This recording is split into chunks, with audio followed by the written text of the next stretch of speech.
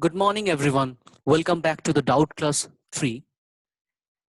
In this particular video, we shall be discussing about one doubt on pedigree that was received from a student. So you can have all the doubts as 1, 2, 3 in the playlist of this particular channel. Now there is a problem.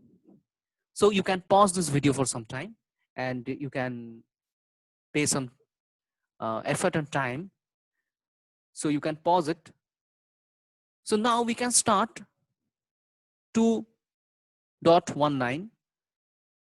If you keenly study this pedigree, it is very easy to solve. As you can see, from first to fifth generation, there is a no skip in generation, and all of the males are only affected. So you can definitely say this is a Y-linked dominant, as only male to male transmission is happening everywhere. You can see male to male transmission is happening and no female to male or female to female transmission is taking place.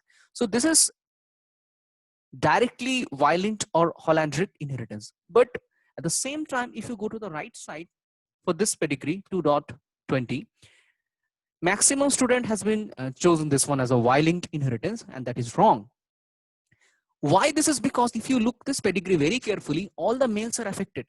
So simply you shall tend to choose as a Y-linked, but you can see there is a one skip in generation. So there is a, though there is a male biasness, but there is a skip in generation. So now you can say this is not, definitely it is not a Y-linked, because why?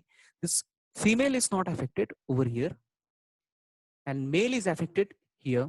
That means the affected gene is being transmitted from either parents. See, the smaller the pedigree, it is difficult to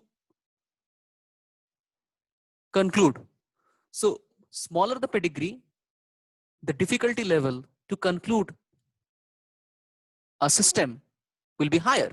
So now in this case, you can say this is an autosomal trait, as there is a skipping of generation, and it is a autosomal recessive trait, as you cannot see any crisscross inheritance, so it cannot be X-linked recessive. So now if I say it is an autosomal recessive, that means it must be like this, because recessive means this will show the disease trait. Recessive means it will not show the disease, or neither this. But if I say this is autosomal dominant, so this trait will show the disease, this trait will show the disease, and not this one. So this is small a, small a, small a, small a, small a, small a, and you can see the skipping of generation. So now you can say this is definitely a small a, because it cannot be capital A, because as this offspring carries the small a and small a, so there is a 100% chance that it will transmit it, the small a will pass to it, but there is a 50% probability it can get small a from this combination. Again, in the same way, it is getting this small a from here and another small a from here. But here, interestingly, you can see as it is like this, so, or it may be like this, so it is the carrier a small a.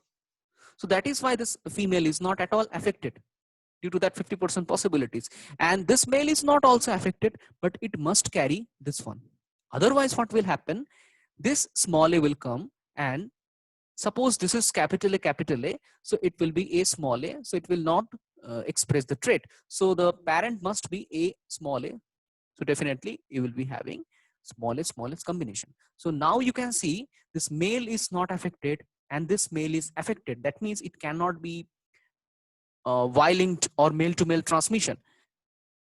Correct? So that is why it is autosomal recessive trait, as there is a skipping of generation. So smaller the pedigree, difficulty level will increase. And one thing very important, that there cannot be more than 2 parents, though there could be 1, 2, 3 and multiple number of offspring.